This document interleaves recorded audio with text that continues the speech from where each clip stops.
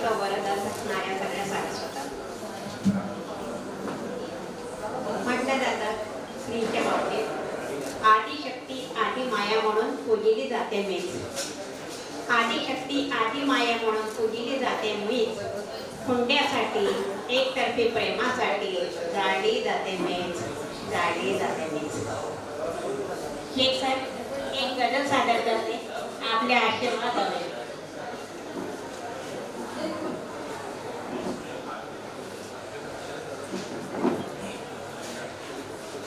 स्वप्नात कोण आले, कवितेचं शीर्षक आहे. स्वप्नात काल रात्री येऊन कोण गेले. स्वप्नात काल रात्री येऊन कोण गेले. मम काळ जात तारा खेळून कोण गेले. मम काळ जात तारा खेळून कोण गेले. प्रेमात मी तुझ्या रे अर्पून सर्व गेले. प्रेमात मी तुझ्या रे अर्पून सर्व गेले. या भावना मनाच्या तुडवून कोण गेले. या भावना मनाच्या तुडवून कोण गेले. सांजावल्या दिशांना हे दीप पेटलेले. सांजावल्या दिशांना हे दीप पेटलेले. डोळ्यात आसवे मग देऊन कोण गेले. डोळ्यात आसवे मग देऊन कोण गेले. नात्यात बंध नेहमी जपली सदैव होती. नात्यात बंध नेहमी जपली सदैव होती. पण अस्तनीत सापा सोडून कोण गेले. पण अस्तनीत सापा सोडून कोण गेले. राखून मान सारा जपली मने भल्यांची. राखून मान सारा जपली मने भल्यांची. बक्षीस वेदनांचे देऊन कोण गेले. बक्षीस वेदनांचे देऊन कोण गेले. रमलीच शैलजाई कवितेत पूर्ण आता. रमलीच शैलजाई कवितेत पूर्ण आता. हे बीज भावनांचे पेरून कोण गेले. हे बीज भावनांचे पेरून कोण गेले. धन्यवाद.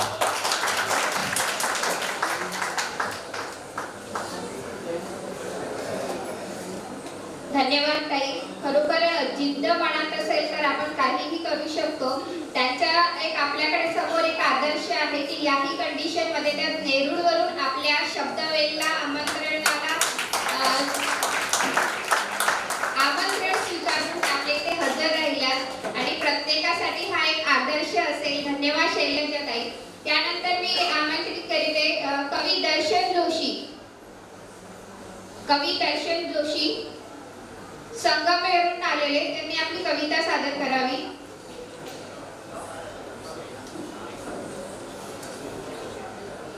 यानंतर कवी प्राध्यापक महेश कोंबे पाटील यवतमाळ यांनी आपली सादर करावी. जोरदार टाळ्यांचे स्वागत करूया प्राध्यापक महेश सर.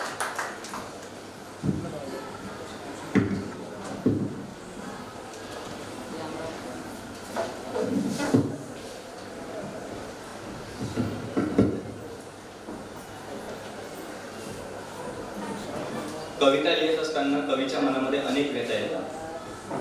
त्या व्यथा कवितेसोबत कसा मांडतो याची रचना माझ्या मुक्तछंदामधून आपल्यासमोर प्रकट करतोय. नमस्कार, मी प्राध्यापक महेश कुंबे, राहणार आष्टारामपूर, जिल्हा यवतमाळ. कवितेचे शीर्षक आहे कविते. कविते, तुझ्या यमकांच्या जाळ्यात अटकतोय मी. तुझ्या उपमांच्या वाड्यात भटकतोय मी. तुझ्या भ्रामक कल्पनेत लटकतोय मी आणि वास्तव जगाला खटकतोय मी. कविते, तुझ्या यमकांच्या जाळ्यात अटकतोय मी. तुझ्या उपमांच्या वाड्यात भटकतोय मी. तुझ्या भ्रामक कल्पनेत लटकतोय मी आणि वास्तव जगाला खटकतोय मी. पण तू माझी कोण ग. पण तू माझी कोण ग. शक्ती की युक्ती, भक्ती की मुक्ती, कल्पना की भावना, कामना की यातना, जननी की दासी, सोबती की प्रेयसी, नक्की कोण तू. कविते, मी तुझ्यात गुंततोय. मी तुझ्यात हरवतोय. मी तुझ्यात सामावतोय. मी तुझ्यात जगतोय आणि मी तुझ्यात मरतोय. कारण तू फक्त वाहवा मिळवून देते पण भूक मिटवत नाही. तू फक्त पुरस्कार भेटवून देते पण चूक मिटवत नाही. वाटतं तुझ्या निर्मितीने जगात सुधार होतोय. वाटतं तुझ्या निर्मितीने जगात सुधार होतोय, पण जग दूरच राहिलं. इकडे मी सुधार होतोय, पण जग दूरच राहिलं. इकडे मी सुधार होतोय. कविते बरोबर ऐकलंय तू. सध्याच्या वास्तविक परिस्थितीवर हा मुखडा योग्य बसतो. कविते बरोबर ऐकलंय तू. मान सन्मान वाहवा मिळाव यासाठी कवीला तुझं व्यसन लागलंय. कविते बरोबर ऐकलंय तू. मान सन्मान वाहवा मिळाव यासाठी कवीला तुझं व्यसन लागलंय. तू तुझ्या शब्दांची नशा करतोय. हो हो नशा करतोय, फक्त आणि फक्त तू जगावं म्हणून. तो तुझ्या शब्दांची नशा करतोय. हो हो नशा करतोय, फक्त आणि फक्त तू जगावं म्हणून. पण कविते तू त्याला वेड केलंय ग, वेड.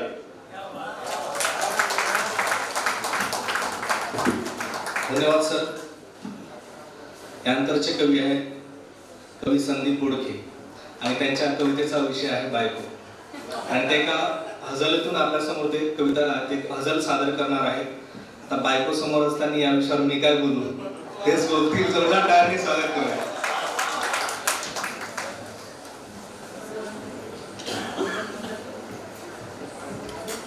नमस्कार. मी आपल्यासमोर एक हजल सादर करतोय. म्हणजे हजल ही गझलची जुळी बहीण आहे. गझल ही प्रेमाची वास्तवाशी नाते सांगणारी असते, तर हजल ही विडंबनात्मक आणि हास्यरसाचे शिंपण करणारी असते. तर असे एक हजल सादर करतोय बायको. ऐकता सारेच तेव्हा प्रेम करते बायको. ऐकता सारेच तेव्हा प्रेम करते बायको. ऐकले नाही कधी तर रुसत असते बायको. ऐकले नाही कधी तर रुसत असते बायको. भांडणे होता कधी मग मीच माफी मागतो. भांडणे होता कधी मग मीच माफी मागतो. चूक ती माझीच असते चुकत नसते बायको. चूक ती माझीच असते चुकत नसते बायको. जिंकलो वादात जर मी भडकते अग्नीपरी. जिंकलो वादात जर मी भडकते अग्नीपरी. मी हवी की जिंकणे सांगाच म्हणते बायको. मी हवी की जिंकणे सांगाच म्हणते बायको. हा कसा हो वंश तुमचा दावते मज दोषती. हा कसा हो वंश तुमचा दावते मज दोषती. बोलते वहिनी तिची हे का विसरते बायको. बोलते वहिनी तिची हे का विसरते बायको. राहिले मी कडक म्हणून धावते तोराच ती. राहिले मी कडक म्हणून धावते तोराच ती. अन्य कोणी राहिली नसतीच म्हणते बायको. अन्य कोणी राहिली नसतीच म्हणते बायको. शेवटचा शेर आहे. एवढे असले तरीही प्रेम असते मजवरी. एवढे असले तरीही प्रेम असते मजवरी. माझी यासाठी किती उपवास धरते बायको. माझी यासाठी किती उपवास धरते बायको. धन्यवाद सर. बायकोने नेहमी उपवास पकडावा अशी विनंती करतो. यानंतर विषय असा आहे, यानंतर ज्या कविते आपली कविता सादर करणार आहे त्यांच्या कवितेचा विषय आहे इंटरव्ह्यू. इंटरव्ह्यू असला की धडधड आलीच, आणि त्या धडधडीतही ती किंवा तो समोर जर असेल तर काही बोलायचंच काम नाही. पुढच्या कवित्री प्राध्यापक कल्पना निंबवकर. कवितेचं शीर्षक आहे इंटरव्ह्यू.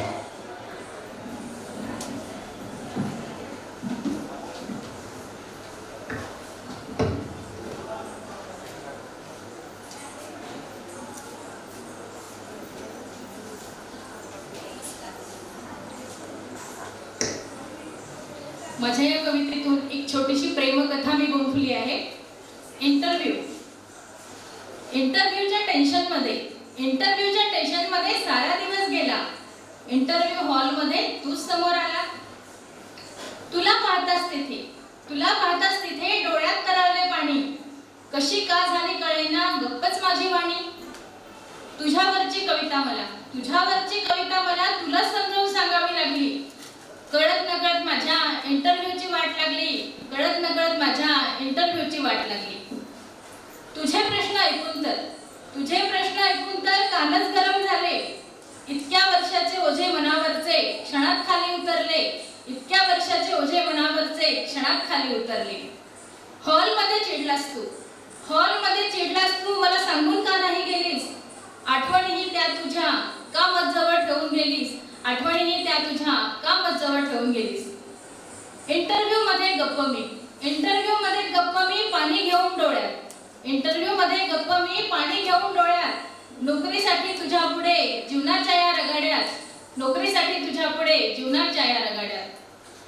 नोकरी गेली माझी आता, नोकरी गेली माझी आता, येऊन गेले लक्षात.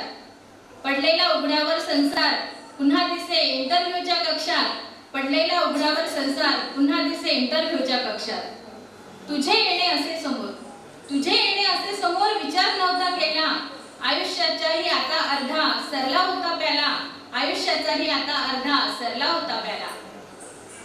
तुलाही क्षणातच कळली, तुलाही क्षणातच कळली होती माझी चिंता, तुलाही क्षणातच कळली होती माझी चिंता. नोकरी हाती आली इंटरव्ह्यू न होता, नोकरी हाती आली इंटरव्ह्यू न होता. तो म्हणाला चिंता करू नकोस, तो म्हणाला चिंता करू नकोस, यानंतर तरी सुखी राहा. प्रेम बंधनातून मुक्त होऊन मनशांतीचे जग पहा, प्रेम बंधनातून मुक्त होऊन मनशांतीचे जग पहा. घाबरू नकोस जीवनाला, घाबरू नकोस जीवनाला, आपण नेहमी राहू सोबत, घाबरू नकोस जीवनाला, आपण नेहमी राहू सोबत. भीती कशी कधी वाटली जगण्याची तर, भीती कधी वाटली जगण्याची तर मी असेलच तुझ्या सोबत, भीती कधी वाटली जगण्याची तर मी असेलच तुझ्या सोबत. थँक्यू.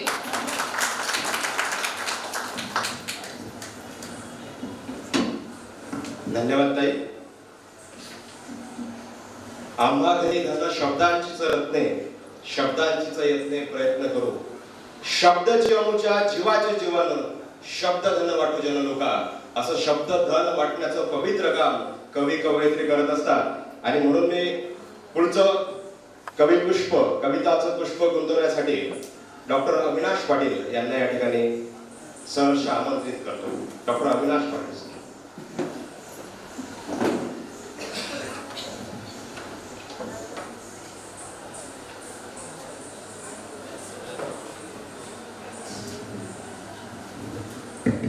नमस्कार. एक गझल आपल्यासमोर सादर करतो. त्यापूर्वी एक शेर की या जगाचा हा कसा व्यवहार आहे, या जगाचा हा कसा व्यवहार आहे, माणसाचा फक्त पैसा यार आहे, की माणसाचा फक्त पैसा यार आहे. कवी गझल सादर करतो की गेला अखेर पैसा झाकून सत्य बाजू, गेला अखेर पैसा झाकून सत्य बाजू. साहेब खात बसले खारे बदाम काजू, साहेब खात बसले खारे बदाम काजू. केली रीती तिजोरी ते आज साव ठरले, की केली रीती तिजोरी ते आज साव ठरले. न्यायाचा आंधळीच्या हाती दिला तराजू, न्यायाचा आंधळीच्या हाती दिला तराजू. लाटून घेतले मग झाला विकास त्यांचा, लाटून घेतले मग झाला विकास त्यांचा. त्या सभ्य लुटारूना लागे कुबेर राजू, त्या सभ्य लुटारूना लागे कुबेर राजू. ही खोटीच देश सेवा खोटेच चेहरे ते, खोटीच देश सेवा खोटेच चेहरे ते.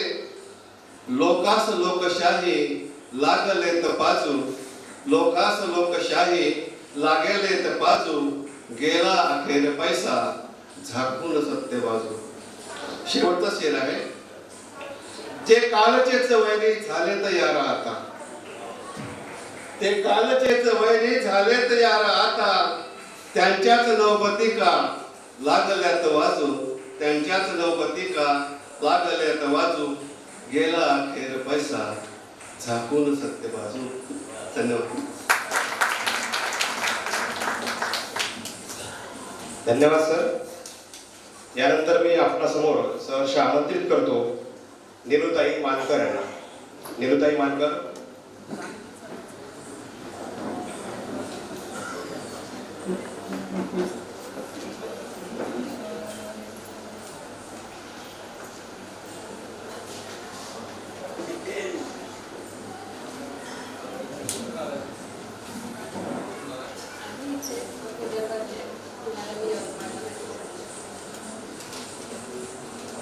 नमस्कार. मी निलुताई मानकर, सगळे निलुताई म्हणतात म्हणून मी बोलले.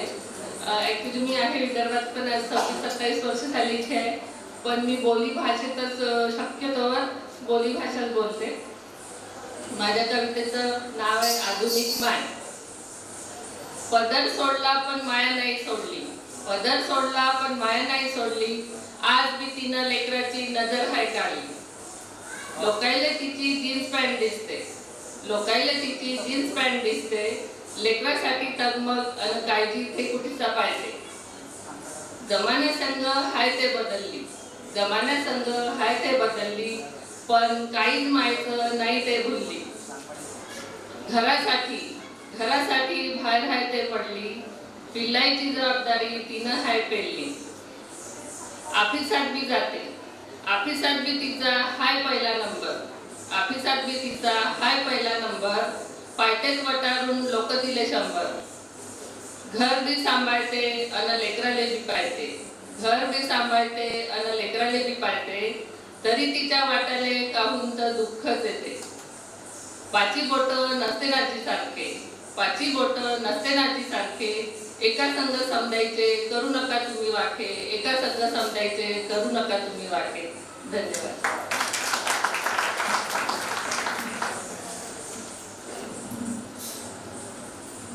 धन्यवाद ताई. मराठी बायबोलीत स्त्रियांच्या व्यथा आणि त्यासोबतच तिचा कणखरपणा ताईंनी आपल्या कवितेतून आपल्या समोर मांडला. मित्र, बीज अंकुरे अंकुरे ओल्या मातीच्या कुशीत, कसं रुजालं बियाणं माळरानी खडकात. कवितेचं हे बीज जे आहे ते ओल्या मातीच्या कुशीतच रुजू शकतं, आणि म्हणून हे ओल्या मातीची कुस खऱ्या अर्थानं ते कवी नाहीत, ते शाहीर आहेत. अशा शाहीर चरण जाधव यांना या ठिकाणी मी सहर्ष आमंत्रित करतो. शाहीर चरण जाधव आपल्या समोर एक गझल सादर करतो.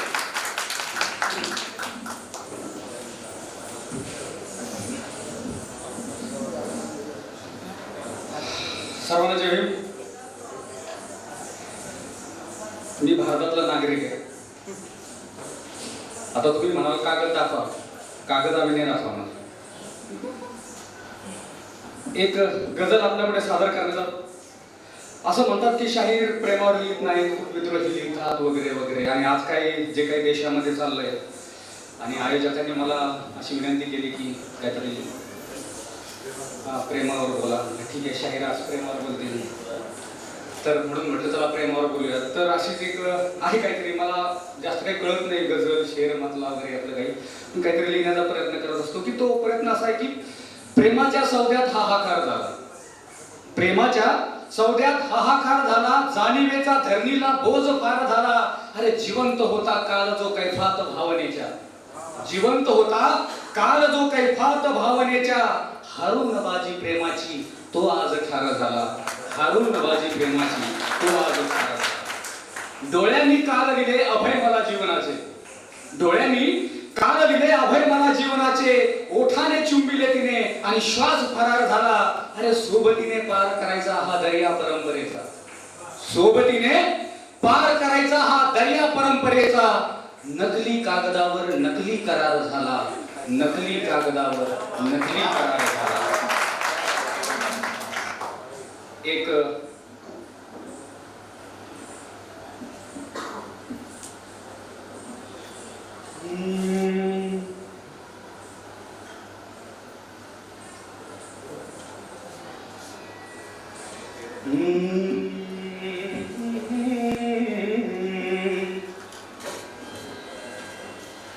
ना चाहता चाहता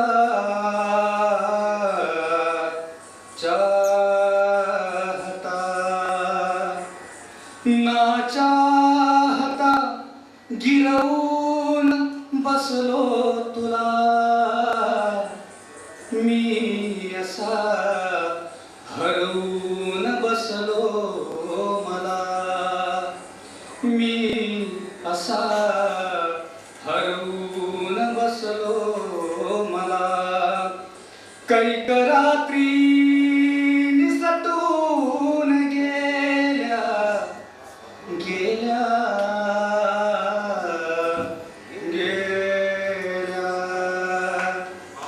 कैक रात्री निसटून गेल्या स्पर्श विरून गेले कागदावर सांडलेले कागदावर सांडलेले शब्द झुरून गेले ना सांगता ना सांगता ना सांगता ठरवून बसलो तुला मी असा हरवून बसलो मला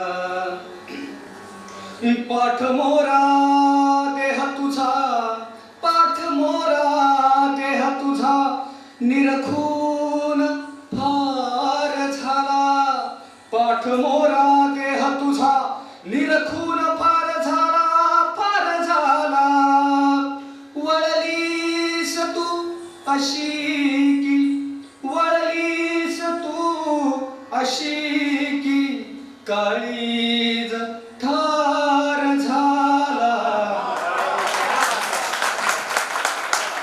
पापण्यांच्या आड माझ्या पापण्यांच्या आड माझ्या जिरवून बसलो तुला मी असा हरवून बसलो मला ना चाहता गिरवून बसलो तुला मी असा हरवून बसलो मला शेवटच्या उजेडाने केली सुटका उजेडाने केली सुटका गंधाळल्या साजवेळी भिजल्या पापण्यातून भिजल्या पापण्यातून सांडल्या त्रयवळी एकांती काव्यात माझ्या एकांती काव्यात माझ्या मिरवून बसलो तुला मी असा हरवून बसलो मला ना चाहता गिरवून बसलो तुला मी असा हरवून बसलो मला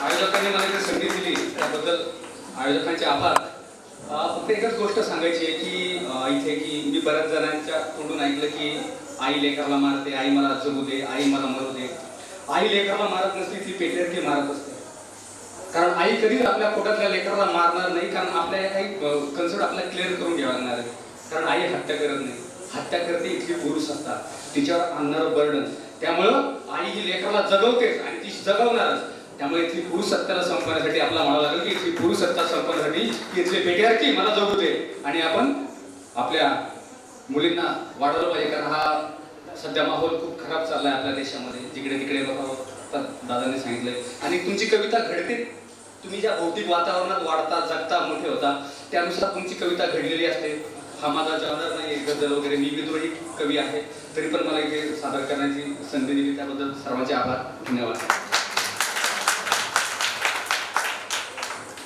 वा शाहीर खरं तर शाहीर म्हटला की फुटपाथवर रस्त्यांवर सभासभांमध्ये व्यवस्थेवर ताशेरे ओढणारा शाहीर आपल्याला लक्षात येतो पण या शाहिराने तर हृदयाला हात घातला धन्यवाद यानंतर मुंबईतील फुटपाथवरचं जीवन ज्यांनी आपल्या कवितेतून रेखाटलंय आणि ती कविता ते आपल्या समोर घेऊन येत आहे मी सहर्ष आमंत्रित करतो विजय कडाळे सर विजय कडाळे सर आपण आपली कविता सादर करा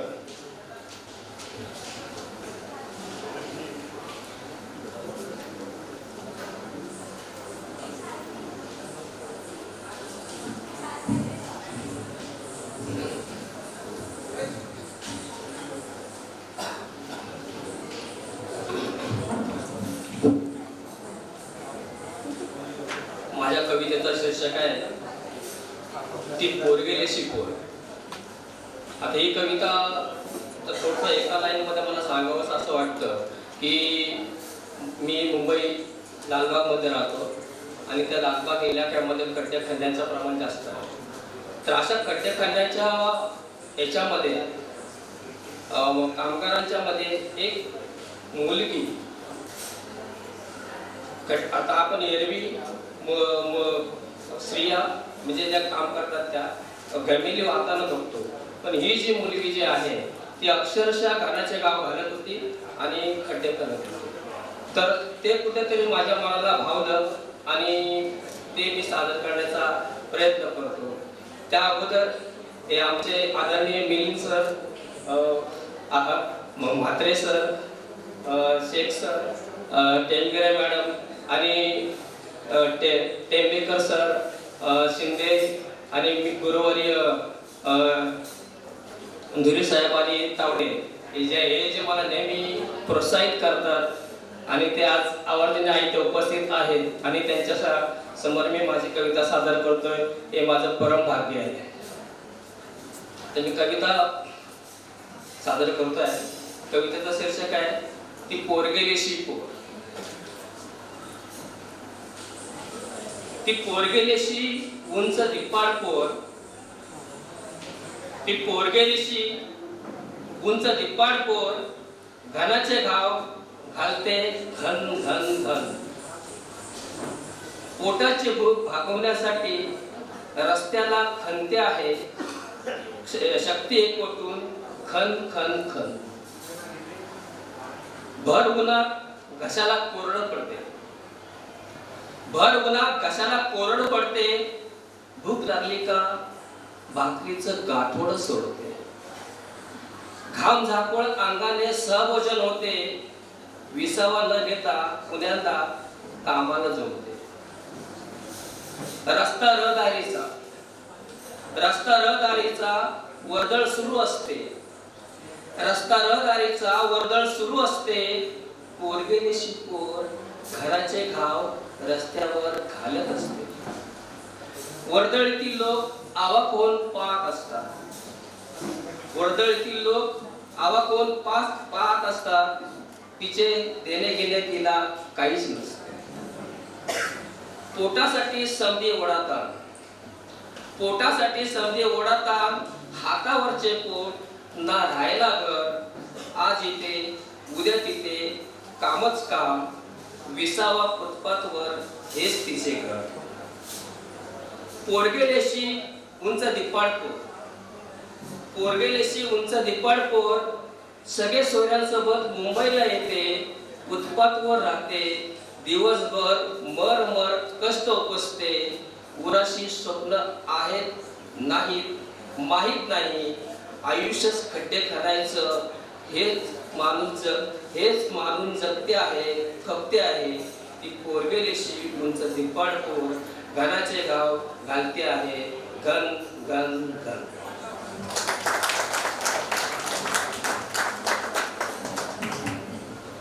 धन्यवाद सर. फुटपाथवरचं विधान जीवन सरांनी आपल्या कवितेतून मांडलंय.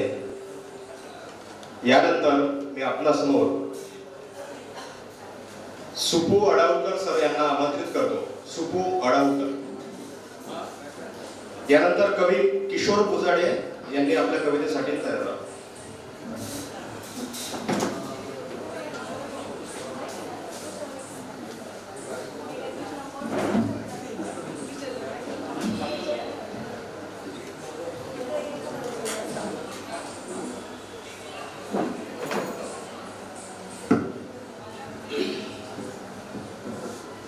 नमस्कार साहित्यिक दोस्तों, मी सुपू अडवकर अकोला एक वऱ्हाड प्रांतातली कविता सादर करतो. वऱ्हाड आता बदलत चाललेला आहे. तिथं हिरवाई आता वाढत चाललेली आहे. बिना पाण्याचं वऱ्हाड आता राहिलेलं नाही आहे. तर असंच हे एक लोकगीत सादर करतो. थाट.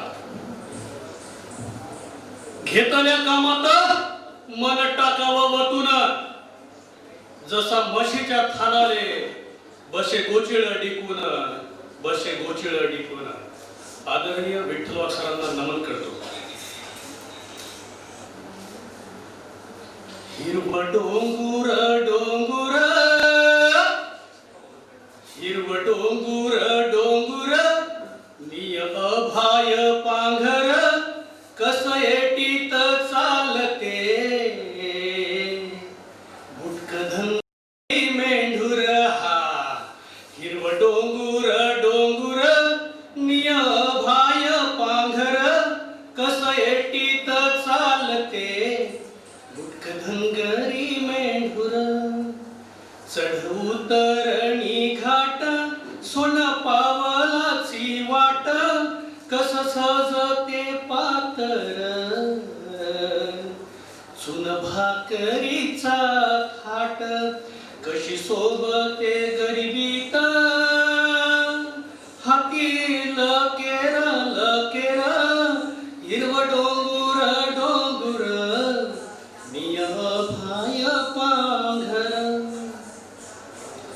चूल फळकती वाघ, तिच्या नाकावरचा राग, कसा गंधाय ते उल्हा, जसा चंदनाचा साग.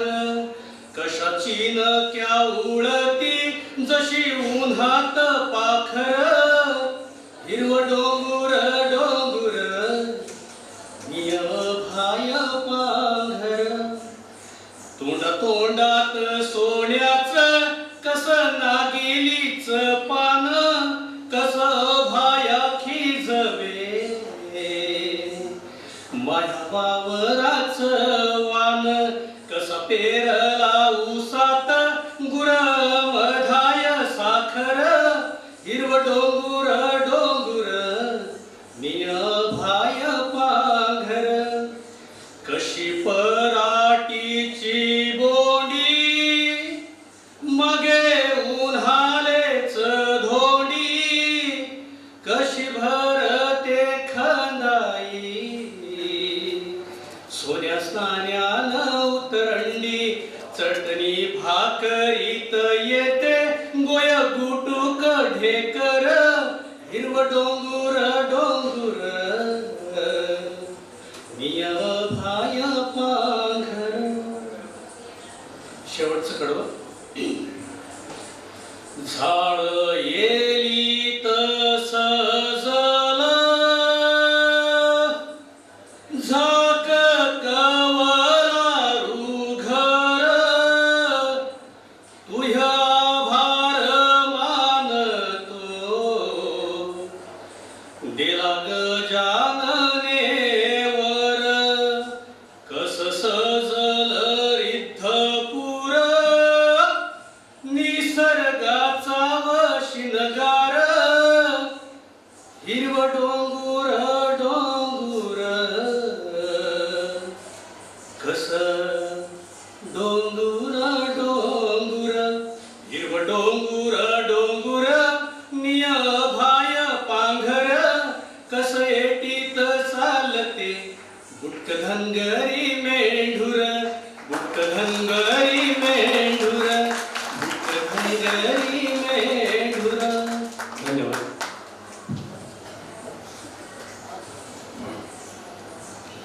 धन्यवाद सुबू.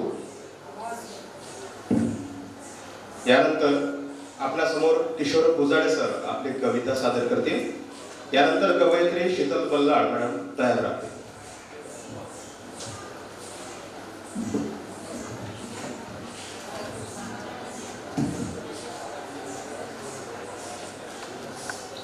नमस्कार, मी किशोर पुजाडे खामगावरून आलेलो आहोत. माझ्या कवितेचं नाव आहे उठाव. उठात नाव येता, उठात नाव येता, डोळ्यात भाव येतो, उसवून एक धागा, हृदयाचा ठाव घेतो. ओठात नाव येता, डोळ्यात भाव येतो, उसवून एक धागा, हृदयाचा ठाव घेतो. येते किती नभाला उर्मी बरसण्याची, येते किती नभाला उर्मी बरसण्याची, व्याकुळ तहानेने निष्पाप जीव जातो, व्याकुळ तहानेने निष्पाप जीव जातो. उसळून एक धागा हृदयाचा ठाव घेतो, हवी हवीशीच असते वेदना तू दिलेली, हवी हवीशीच असते वेदना तू दिलेली. काढून जुन्या खपल्या मी नवा गाव घेतो, काढून जुन्या खपल्या मी नवा गाव घेतो. ओठात नाव येता, ओठात नाव येता, डोळ्यात भाव येतो. आणू नका पुरावे आज समोर माझ्या, आणू नका पुरावे आज समोर माझ्या, आणू नका पुरावे आज समोर माझ्या. काल तो चोर होता आज तो साव होतो, काल तो चोर होता आज तो साव होतो. ओठात नाव येता डोळ्यात भाव येतो, असती जरी खरोखर अश्रू वेदनेचे, असती जरी खरोखर अश्रू वेदनेचे. रोजच रडणाऱ्यांचा या मनास काव येतो, ओठात नाव येता डोळ्यात भाव येतो. बेधुंद होऊन अशी उधळू नका फुले ती, बेधुंद होऊन अशी उधळू नका फुले ती, बेधुंद होऊन अशी उधळू नका फुले ती. एका एका पाकळीचा मंदिरात भाव येतो, एका एका पाकळीचा मंदिरात भाव येतो. जाते जेव्हा शिकेला अन्याय अत्याचार त्यांचा, जाते जेव्हा शिकेला अन्याय अत्याचार त्यांचा, तेव्हा कुठे समाजात खरा उठाव होतो, तेव्हा कुठे समाजात खरा उठाव होतो. उसळून एक धागा हृदयाचा ठाव घेतो. धन्यवाद.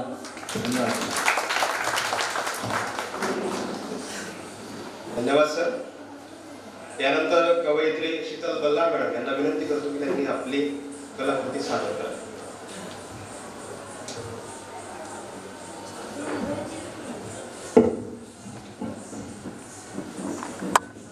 कविता सादर करण्यापूर्वी कवितेलाच अनुसरून असणारी एक चारोळी. सुख आणि दुःख या एकाच नाण्याच्या दोन बाजू असतात. सुख आणि दुःख या एकाच नाण्याच्या दोन बाजू असतात. सुखात सामील होणारे सारेच असतात, पण दुःखात सावट आल्यावर बघणारेही नसतात. म्हणून आपापल्या परीने प्रत्येकानं जीवन जगण्याचा प्रयत्न करायचा असतो आणि प्रत्येक माणूस जीवन जगत असताना संघर्ष करत असतो. तर कवितेचं शीर्षक आहे संघर्ष करायचा कोणी. संघर्ष करायचा किती वेळा आणि तो करायचा तरी कोणाशी. संघर्ष करायचा किती वेळा आणि तो करायचा तरी कोणाशी. आपणच आपल्याशी का आपल्या स्वार्थासाठी दुसऱ्याशी. संघर्ष करायचा तरी कोणी. हाडाचे मणी आणि रक्ताचं पाणी करणाऱ्या त्या शेतकऱ्याने त्याच्या उसाला कापसाला योग्य भाव मिळत नाही म्हणून आत्महत्या करणाऱ्या त्याच शेतकऱ्याने संघर्ष करायचा तरी कोणी? चांगल्या महाविद्यालयात प्रवेश मिळावा म्हणून धडपडणाऱ्या माझ्यासारख्या एखाद्या विद्यार्थ्याने का मेडिकल इंजिनिअरिंगला प्रवेश मिळाला नाही म्हणून मरणाला जवळ करणाऱ्या त्याच विद्यार्थ्याने संघर्ष करायचा तरी कोणी? IT सारख्या क्षेत्रात लठ्ठ पगाराची नोकरी मिळावी म्हणून धडपडणाऱ्या आजच्या सर्व तमाम तरुण वर्गाने का स्वतःची मुलं बाळ असताना सुद्धा वृद्धाश्रमात जीवन घालवणाऱ्या त्या वृद्धांनी संघर्ष करायचा तरी कोणी? शब्द सुमनांच्या माळा एकत्रित करणाऱ्या त्या कवींनी का कवीची कविता ऐकून मंत्रमुग्ध होणाऱ्या त्या श्रोत्यांनी संघर्ष करायचा तरी कोणी? अहो, संघर्ष करायचा प्रत्येकाने प्रत्येक वेळी प्रत्येकासाठी आपणच आपल्यासाठी थँक्यू. धन्यवाद मॅडम. संघर्ष हा कुणी करावा याची खरी व्याख्या मॅडमने आपल्या कवितेतून सादर केली. यानंतरचे कवी मी आज त्यांना प्रथम कवी म्हणून ऐकणार आहे. खरं तर त्यांना मी आतापर्यंत एक उत्कृष्ट नाटककार, दिग्दर्शक, लेखक म्हणून बघितलाय, ऐकलाय आणि वाचलाय. त्यांच्याबद्दल आमंत्रित करतो कवी धनंजय लक्ष्मणराव साबळे. जोरदार टाळ्यात आमंत्रित करतो धनंजय साबळे.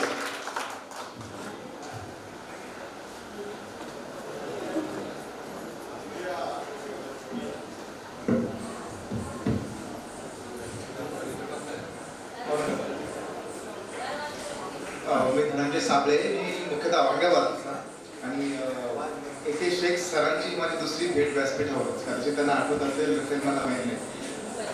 माणगावला एक वर्कशॉप केलं होतं मी, थिएटर वर्कशॉप. त्यावेळेस आपण भेटलो होतो. तुमची एक गझलची पुस्तक तुम्ही मला दिलेली आहे माझ्याकडे आणखी. एक कविता जी मी सादर करतोय, मी मुख्यतः कवी नाही पण मी कवितेचा एक प्रयत्न केला. माझी कविता समर्पित आहे अशा काही पीडित लोकांना, अशा काही दलित लोकांना, अशा काही खेड्यापाड्याच्या लोकांना जे दरवर्षी 6 डिसेंबर, 14 एप्रिल आणि म्हणजे मुख्यतः दसरा ह्या वेळेस चैत्यभूमीला येतात आणि त्यांच्यासोबत एक मोठं गाठोडे असतात. मग जेव्हा मी जायचो साडेसमरपासून, साडेसमरला दरवर्षी 14 एप्रिलला, तेव्हा मला त्यांच्याकडे बघून खूप काही असं वाटेल की एक्झॅक्टली हे यांच्या गाठोड्यामध्ये काय असावं.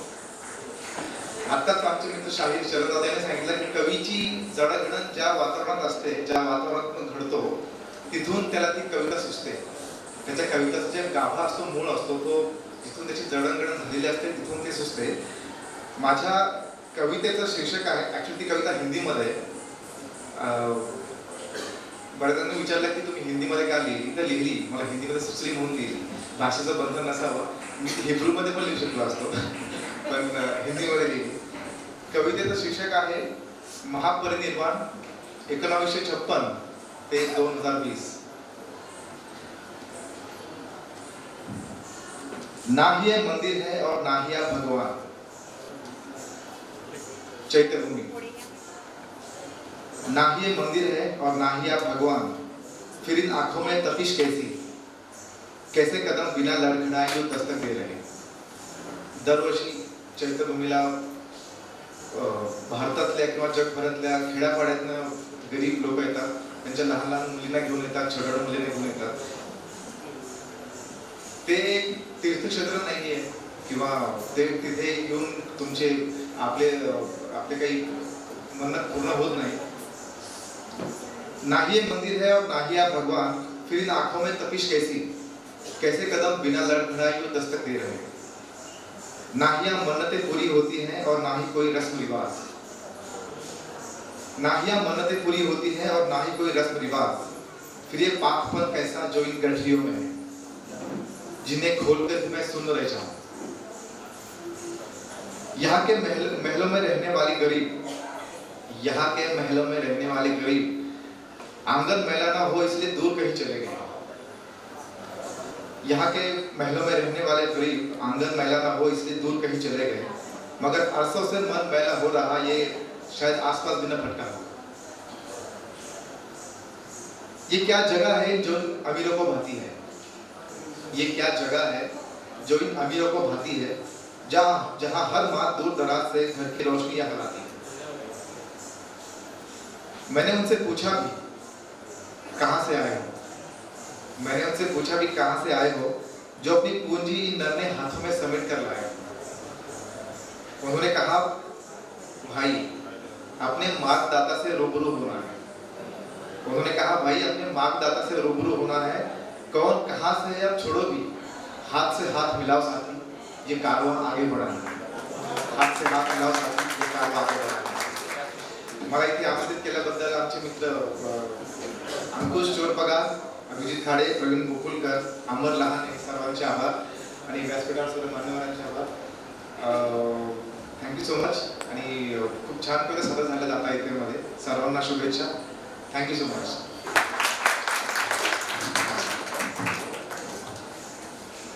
धन्यवाद धनंजय सर। यानंतर कवी अमित जाधव यांना मी आपणासमोर आपली कलाकृती सादर करण्यासाठी आमंत्रित करतो। कवी अमित जाधव।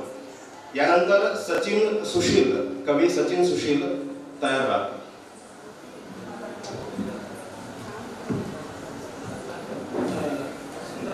आत्ताच आमचे मित्र म्हणून गेले की जे आपण वातावरणात वाढत असतो तशीच कविता घडत असते। माझा आवाज येतोय का? अच्छा, नाही, माझ्या उंचीप्रमाणेच माझा आवाज आहे, समजून घ्या तुम्ही। गुलजार असं म्हणतात की जर काय तुम्हाला चांगली कविता करायची असेल तर 100 चांगल्या कविता वाचता आल्या पाहिजेत। आणि दुसरं असं म्हणतात की शायर बनना बहुत आसान है, शायर बनना बहुत आसान है, बस एक अधूरे प्यार की मुकम्मल डिग्री हासिल होनी चाहिए। कदाचित ते सर्टिफिकेट मला भेटलं म्हणून ही कविता म्हणतात। समोर म्हात्रे सर आहे, सर नमस्कार। एनजे शेख सर आहेत। कवितेचं नाव आहे तुटलेल्या मनाचं अखेरचं सांगणं। कदाचित एकदा डोकावून पाहिलं असतंस या निष्पाप हृदयाच्या आत जरा खोलवर तर बरं झालं असतं। किती ओरडून हृदयाची स्पंदने तुझ्यासाठी हाका मारत होती, तू माझीच आहेस ते सांगण्यासाठी। पण खरं तर तुला ते मान्य होतं नव्हतं माहित नाही अजूनही मला, पण या मनाला खूप चांगलंच माहित आहे। अगं वाहत होतो त्या गोड नदीसारखा, माहीत असून दुःखाचा समुद्र खारट आहे तरी माझं गोड अस्तित्व तुझ्यात विलीन करण्यासाठी। कदाचित तुला माहित नसेल कोणाला सोडून जाताना किती त्रास होत होते, कदाचित तुला माहित नाही कोणाला सोडून जाताना किती त्रास होत होते। बघ एकदा रात्री आकाशात आणि विचार त्या अंबराला काय अवस्था होती, चांदणे सोडून गेल्यावर त्याला विचार एकदा त्या अंबराला। धन्यवाद।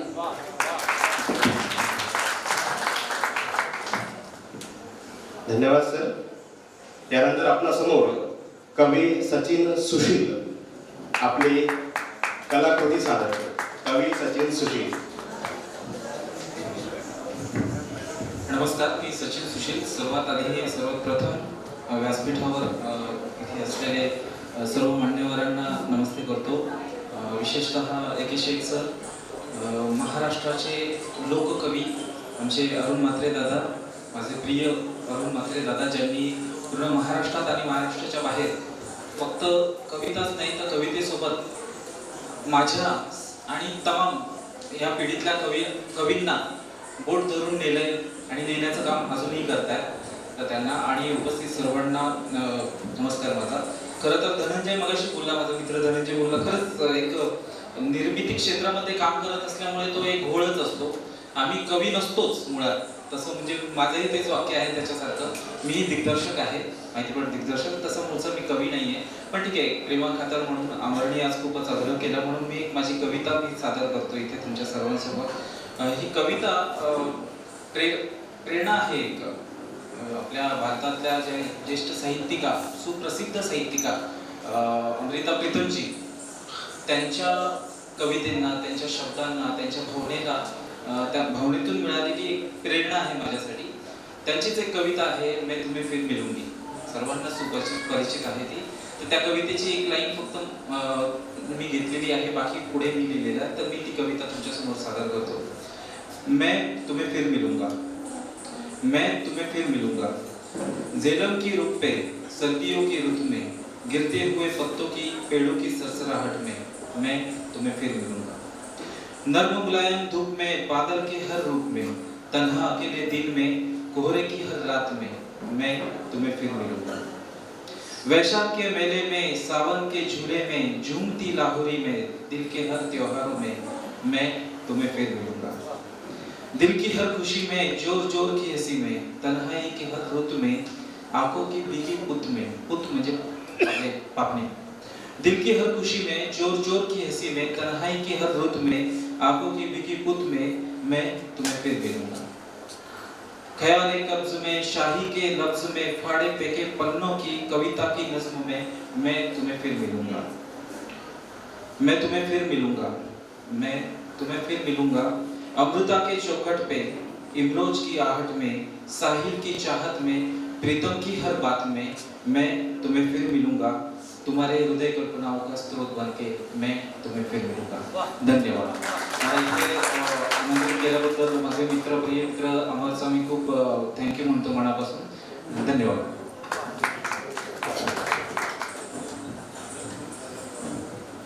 अगदी मनापासून धन्यवाद सर आपले।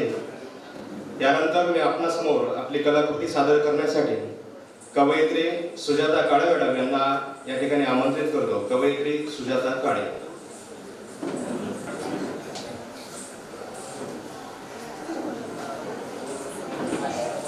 मॅडमची कविता आहे, आपण ऑफिसला जात असताना आपण घरचा कधीच विचार करत नाही की हा डबा बनवायला किती वेळ लागतो, आणि आपण डबा बनवल्यानंतर ऑफिसला गेल्यानंतर तो आपण आरामात खातो, पण घरी काय अवस्था असते तेच आपल्या कवितेतून मॅडम मांडणार आहे। म्हणजे इथं बसलेल्या महिला वर्गांची ते कदाचित आत्मकथा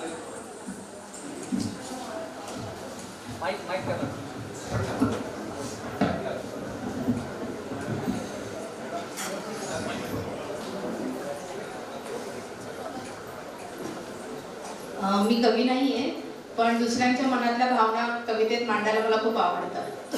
तर असंच रोज ऑफिसला उशिरा येणाऱ्या एका बाळाच्या आईचं मनोगत मी तुम्हाला सांगते। रोज उशिरा येणाऱ्या एका बाळाच्या आईला शेवटी मेमो मिळालाच।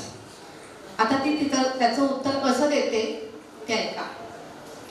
काय सांगू साहेब तुम्हाला उशीर का झाला, काय सांगू साहेब तुम्हाला उशीर का झाला, पुन्हा पुन्हा नका लावू सबब सांगायला, पुन्हा पुन्हा नका लावू सबब सांगायला।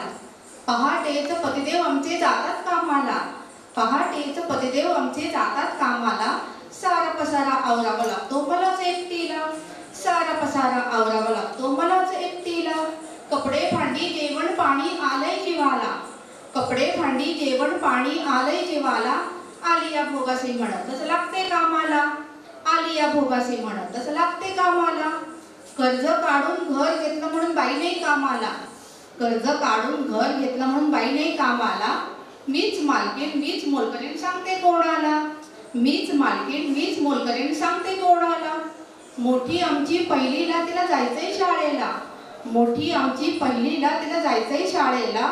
होमवर्क कंप्लीट आहे का नाही ताप डोक्याला, होमवर्क कंप्लीट आहे का नाही ताप डोक्याला।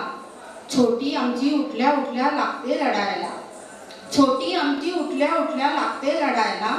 सारे कामे टाकून तिला लागते घ्यायला, सारे कामे टाकून तिला लागते घ्यायला। जेवण रद्द नाश्ता कॅन्सल लागले तयारीला, जेवण रद्द नाश्ता कॅन्सल लागले तयारीला। खात बसली तर उशीर होईल मास्टर गाठायला, खात बसली तर उशीर होईल मास्टर गाठायला। काळीच ठेवून पाळणा घरात निघाले कामाला, काळीच ठेवून पाळणा घरात निघाले कामाला। पाणी गिळून डोळ्यामधले आठवले साहेबाला, पाणी गिळून डोळ्यामधले आठवले साहेबाला। गाडी माझी चुकेल का लागली भीती वाटायला, गाडी माझी चुकेल का लागली भीती वाटायला। मास्टर मला मिळेल का जीव लागला टांगणीला, मास्टर मला मिळेल का जीव लागला टांगणीला। थोडं तरी समजून घ्या हो बाळाच्या आईला, थोडं तरी समजून घ्या हो बाळाच्या आईला। बाळ मोठं झालं की येईन वेळेवर ऑफिसला, बाळ मोठं झालं की येईन वेळेवर ऑफिसला। बाळ काय मोठं होत नाही, आई काय वेळेवर येत नाही। तर असं हे मेमोचं उत्तर साहेबांनी वाचलं। आता साहेबांना काय वाटतं बघूया। उत्तर वाचून मेमोचे माझे डोळे पाणावले, उत्तर वाचून मेमोचे माझे डोळे पाणावले। मास्टर क्रॉस करता करता हातही स्थिरावले, मास्टर क्रॉस करता करता हातही स्थिरावले. खरंच का मी इतका वाईट मलाच विचारले. खरंच का मी इतका वाईट मलाच विचारले. शासन सेवा करता करता मन कठोर कसे झाले. पालन करता नियमांचे किती जणास दुखावले. पालन करता नियमांचे किती जणास दुखावले. एकनिष्ठ मी शासन सेवक कुणास न कळले. भावनेपेक्षा कर्तव्य श्रेष्ठ. भावनेपेक्षा कर्तव्य श्रेष्ठ कोण कधी अन्न का म्हणाले. बाळाच्या आईस ते कळले परी का नाही वळले. पाळणा घरात बाळ ठेवले म्हणून काळीज तुझे लढले. पाळणा घरात बाळ ठेवले म्हणून काळीज तुझे लढले. झाशीच्या राणीने मग पाठीला बाळ कसे बांधले. झाशीच्या राणीने मग पाठीला बाळ कसे बांधले. आई विना बाळ तुझे सुरक्षित तरी राहिले. आई विना बाळ तुझे सुरक्षित तरी राहिले. आई सोबत देशासाठी राणीचे बाळ कसे लढले. आजची झाशीची राणी तू. आजची झाशीची राणी तू मन का तुझे डगमगले. संसारासाठीच तर तुझे पाऊल पुढे पडले. संसारासाठीच तर तुझे पाऊल पुढे पडले. सैनिका विना का लढले सेनापती आपले. सैनिका विना का लढले सेनापती आपले. हृदयावरती दगड ठेवून आपले प्राण कसे रक्षिले. तुम्हीच माझे शूरसैनिक. तुम्हीच माझे शूरसैनिक मग सेनापती नेमले. देशसेवेची संधी मिळाली थोर नशीब आपले. देशसेवेची संधी मिळाली थोर नशीब आपले. नकळे मजला विचार करता 11 कसे वाजले. नकळे मजला विचार करता 11 कसे वाजले. बाळाची आई नाही तरीही पान मी उलटले. बाळाची आई नाही तरीही पान मी उलटले. मास्टरचे. थँक्यू.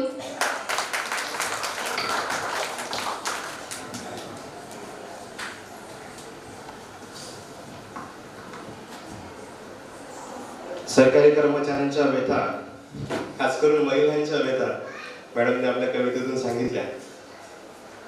मित्रांनो, शब्दवेलला आपल्याला भूक लागलेली आहे याची खात्री झालेली आहे आणि ते माहिती आहे. त्यामुळे आम्ही आमच्या वेळेचे काटेकोर पालन करतोय. 1:30 वाजता आपला लंच ब्रेक होणार आहे. 2 पर्यंत हा लंच ब्रेक चालणार आहे. शार्प 2 वाजता आपण पुन्हा उर्वरित कवींच्या कविता ऐकण्यासाठी या ठिकाणी पुन्हा जमा होणार आहोत.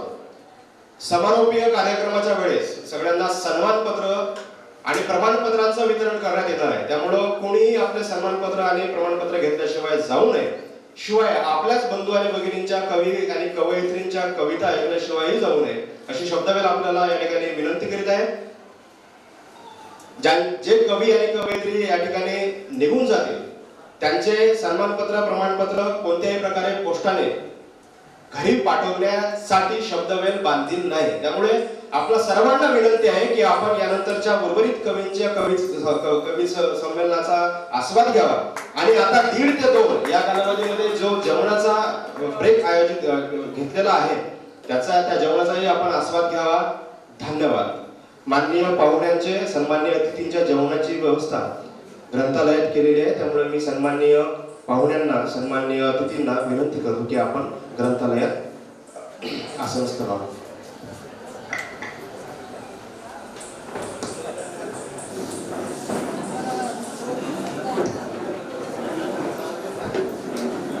आणखी एका सूचनेकडे आपल्या सर्वांचं लक्ष वेधतो. ज्यांनी आज नवीन कवी आणि कवयित्री म्हणून नोंदणी केलेली आहे त्यांनी आयोजकांशी आता संपर्क साधावायचा आहे. धन्यवाद.